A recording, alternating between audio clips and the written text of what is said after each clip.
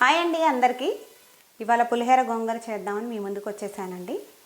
చేసేద్దాం. దాని ప్రాసెస్ ఏందో చెప్పుకుంటూ చేసుకుంటూ చూపిస్తానండి. ఇది 3 కేజీల గోంగూర అండి.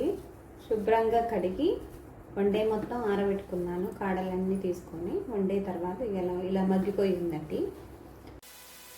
3 కేజీల గోంగూరకి 3/4 కేజీ చింతపండు తీసుకున్నానండి. ఇలా మొత్తం క్లీన్ చేసుకున్నాను. ఆ పీసు గింజలు ఏమైనా ఉంటే మొత్తం క్లీన్ చేసి పక్కకు పెట్టుకున్నాను. ఇదిగోండి ఇట్లా వేడి నీళ్ళు మరగబెట్టుకున్నాను. వేడి నీళ్ళల్లో ఈ చింతపండు అంతా కోసేపు ఉడికించుకొని చల్లారాక గుజ్జు మొత్తం తీసి పక్కన పెట్టుకోవాలి. ఇదిగోండి ఇందాక వేడి నీళ్ళల్లో వేసాను కదా చింతపండుని, ఇలా జాలి గిన్నెలోకి వేసుకున్నానండి. ఇట్లా జాలి గిన్నెలో నుంచి మొత్తం ఇలా కిందికి పోయేలాగా గంటతోటి ఇలా తిప్పుకుంటూ మొత్తం గిన్నెలోకి ఫిల్టర్ అయ్యాక నీళ్ళు యాడ్ చేసుకుంటూ ఈ రసాన్ని మొత్తం కిందికి వడకట్టుకోవాలండి. ఇలా చింతపండు గుజ్జుని మొత్తం అండి ఫిల్టర్ చేసుకున్నాను. మనం వాటర్ యాడ్ చేసుకున్నాం కదా ఇందులో, దానికోసం మనం కొంచెం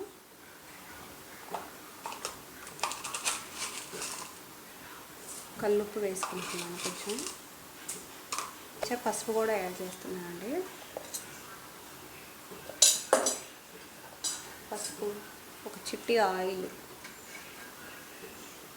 కూడా పోసేసి స్టవ్ వెలిగించేసి తిప్పుకొని స్టవ్ వెలిగించేసి ఆయిల్ మొత్తం సపరేట్ అయ్యేంత వరకు మరిగించుకోవాలండి. ఎందుకంటే మనం వాటర్ యాడ్ చేసుకుంటూ చింతపండు రసం తీసుకున్నాం కదా, ఆ వాటర్ అన్నీ పోయి ఆయిల్ సపరేట్ అయ్యాక మనం పచ్చడికి రెడీ అయినట్టు అన్నట్టు చింతపండు గుజ్జు. అప్పటిదాకా సిమ్లో పెట్టుకొని ఉడికించుకోవాలి. మనకి చట్నీ కోసం కొన్ని మెంతులు తీసుకుంటున్నాను నేను. మెంతులు దోరగా వేయించుకోవాలి సిమ్లో పెట్టుకొని. ఇందులోనే కొంచెం జీలకర్ర కూడా వేసుకుంటున్నానండి. జీలకర్ర కూడా దోరగా వేగాక కొన్ని ఆవాలు కూడా వేసుకొని లాస్ట్గా వేసుకోవాలి ఆవాలు, లేదంటే మనం మాడిపోతాయని వేసుకోలేదు. ఇదిగో అండి కొన్ని ఆవాలు కూడా వేసుకుంటున్నాను. ఇవి కూడా చిటపట్లు ఆడేంత వరకు వేయించేసుకోవాలి. 3 ఏగిపోయాయండి బాగా. వేరే గిన్నెలోకి తీసుకొని చల్లారాక పౌడర్ పట్టుకోవాలి. ఎండుమిర్చి నేను 3/4 కేజీ వరకు తీసుకున్నానండి. ఇలా తొడిమెలన్నీ తీసేసి మధ్యలోకి ఇలా తుంపుకొని ఉంచుకున్నాను. వీటిని వేయించుకోవాలి. ఇప్పుడు కొంచెం ఆయిల్ వేసుకోవాలండి. ఆయిల్ వేడయ్యాక మిర్చిని కొన్నిగా వేయించుకుంటూ ఉండాలి. ఆయిల్ వేడైందండి. ఎండుమిర్చి తిప్పుకోవడానికి వీలుగా ఉండేంత వరకు వేసుకొని వేయించుకోవాలి. ఫ్లేమ్ని లోలో పెట్టుకొని వేయించుకోవాలండి, మాడిపోకుండా ఉంటాయి. మళ్ళీ మాడిపోతే చేదు వచ్చేస్తుంది. ఓకే అండి, సరిపోతాయి అంతవరకు. ఇలా మనం తిప్పుతూ ఉంటే కొంచెం ఫ్రీగా తిరగాలి అవి. అప్పుడు అన్నీ పూర్తిగా వేగుతాయి మంచిగా. ఎండుమిర్చి మొత్తం ఇలా వేగిపోయాయండి. పక్కకు తీసేసుకుంటున్నాను. ఇదే ప్రాసెస్లో మిగిలినవన్నీ కూడా వేయించుకోవాలి. ఎండుమిర్చి వేయించుకున్నాం కదండి, అదే కళాయిలో కొంచెం ఆయిల్ వేసుకొని ఆయిల్ వేడయ్యాక కొంచెంగా గోంగూరను కూడా ఇలా తీసుకుంటూ వేసుకోవాలి. దీన్ని నేను కొంచెం సన్నగా తరుక్కున్నానండి. కొంచెం సన్నగా తరిగింది వేయించుకున్నాను, తరగకుండా కూడా వేయించుకున్నాను. ఎందుకో నేను పచ్చడి కలిపేటప్పుడు చెప్తాను. ఇగో అండి కళాయిలో ఇంతవరకు వేసుకున్నాను గోంగూరని. ఇలా తిప్పుకోవడానికి మనకి వీలుగా ఉండాలి. ఆకులు చాటిన ఆకులు ఉండి మళ్ళీ కొన్ని మగ్గకోకుండా ఉంటాయి. అట్లా లేకుండా ఇట్లా తిప్పుకుంటూ గంట ఆపొద్దండి, అసలు తిప్పుతూనే ఉండాలి.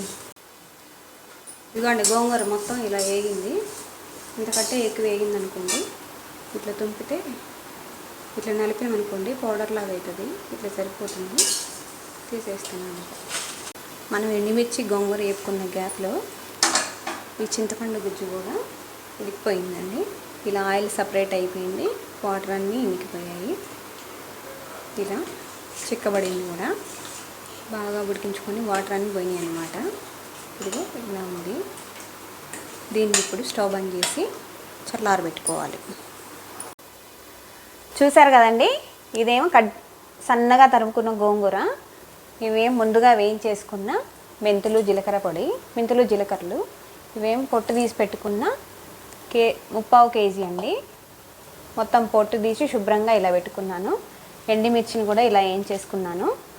ఇదేమో తరగన గోంగూర అండి. దీన్ని మిక్సీ పడదామని, దాన్ని మిక్సీ పట్టకుండా కలుపుదామని ఇలా మీకు వీడియోలో చెప్తా అని చెప్పానండి.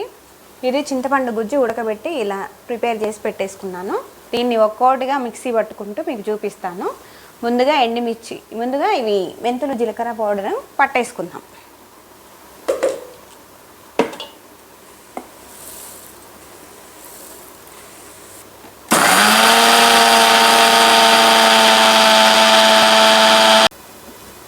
ఇలా మెత్తగా పట్టేసుకుంటే సరిపోతుందండి. దీని తర్వాత ఎండుమిర్చి కూడా ఇలాగ మెత్తగా పౌడర్ చేసుకొని పక్కన పెట్టేసుకోవాలి. ఇదిగో అండి, గోంగూరను కూడా తీసుకొని ఇలా కొయ్యకోకుండా ఉంది కదా, ఆ గోంగూరను తీసుకొని మిక్సీ పట్టుకుంటా దాంట్లో చింతపండు గుజ్జు యాడ్ చేసుకుంటూ మిక్సీ పట్టుకోవాలండి. కొంచెం మెత్తగా కాదు, బరగ్గానే పట్టుకోవాలి. దీంట్లో నేను 3/4 కేజీ ఎండుమిర్చికి ఇది 1/4 కేజీ డబ్బా అండి. ఈ 1/4 కేజీ నిండా ఉప్పు పోసుకొని దీంట్లో సగానికి తక్కువగా వేసుకుంటున్నానండి. ఈ ఉప్పు కూడా ఈ గోంగూర చింతపండు గుజ్జులో వేసి మిక్సీ వేసుకుంటున్నాను. కొంచెం ఊట ఎక్కువగా వస్తుంది, మనకి గుజ్జుగా వస్తుందని.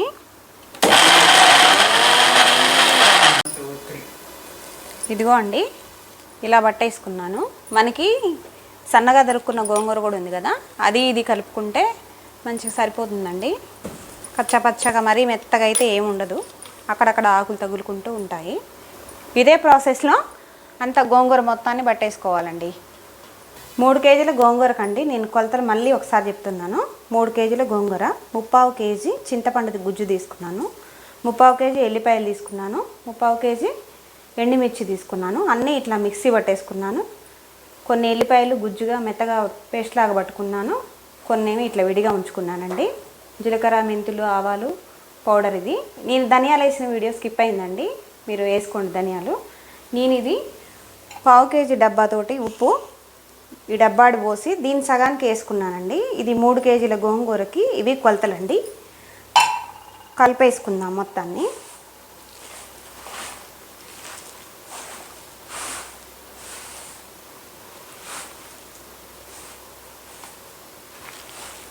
ఇదిగో అండి, మొత్తం కలిసిపోయింది, బాగా కలిపేసుకున్నాను.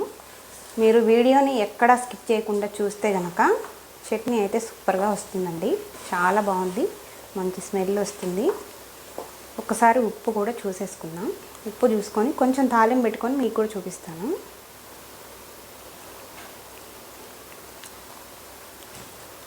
పులుపు, ఉప్పు అన్నీ అండి, కారం మంచిగా సరిపోయినాయి. మెంతి పొడి కూడా సూపర్గా ఉంది. చట్నీ తాలింపు పెట్టేసుకొని మీకు చూపిస్తాను. ఇప్పుడు పచ్చడిని తాలింపు పెట్టుకున్నామండి. దానికోసం ఆయిల్ వేసుకుంటున్నాను. ఆయిల్ అయితే కొంచెం ఎక్కువగానే పడుతుందండి. మనం పచ్చడి తీసుకునే క్వాంటిటీని బట్టి ఆయిల్ అనేది వేసుకోవాలండి. ఆయిల్ వేడయ్యాక పోపు దినుసులు ఇలా వేసేసుకొని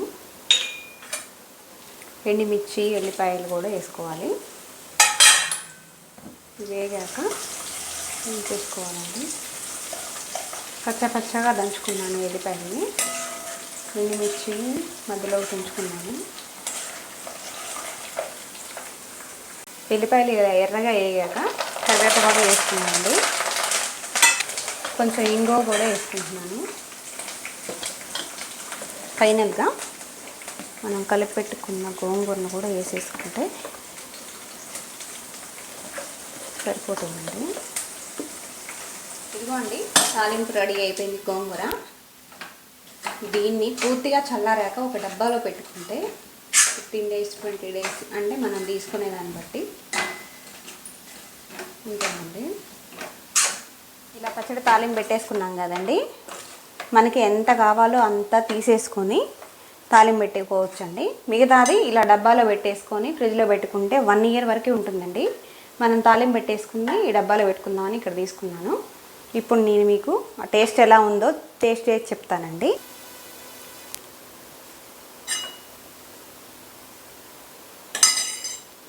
వేడి అన్నంలో అయినా చల్లన్నంలో అయినా అండి సూపర్గా ఉంటుంది పచ్చడి అయితే. అన్నీ సరిపోయాయి. వేడివేడిగా సరే ఒక కొంత తిని చూపిద్దామని మీకు చూపించుతున్నాను.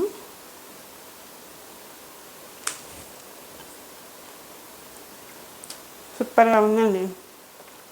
చాలా బాగుంది. నచ్చితే ట్రై చేయండి.